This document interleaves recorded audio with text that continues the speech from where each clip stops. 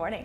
Good morning, April. So yeah, to answer your question, it is normal in the month of February to get at least 1 or 2 80-degree plus temperatures in Phoenix. It's not quite as normal to get a lot of temperatures in the 80s, like 5+ days. So that's what we're looking at here. This is the past 35 years of data, the number of days that are at least 80 degrees in Phoenix. You can see sometimes, about 20% of the time, we get no days in the 80s for the month of February. That's 7 out of 35 days.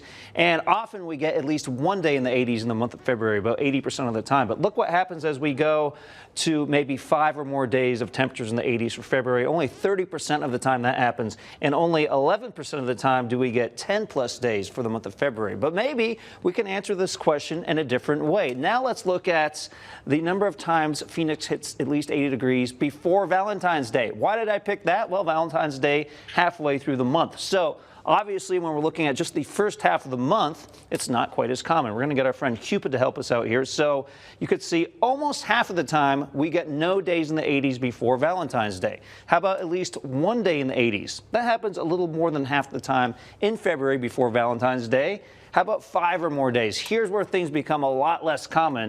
You can see only 14% of the time do we get 5 or more days in the 80s before Valentine's Day in February. And as we look at 10 or more days before Valentine's Day, 0%. Now that kind of makes sense because we only have 13 days to work with before Valentine's Day, so we might expect this number to be low. So yeah, the bottom line is fairly common to get at least a few days in the 80s for February, not as common to get a bunch of days in the 80s, and we'll keep tracking that forecast for you. We will now send it back to you.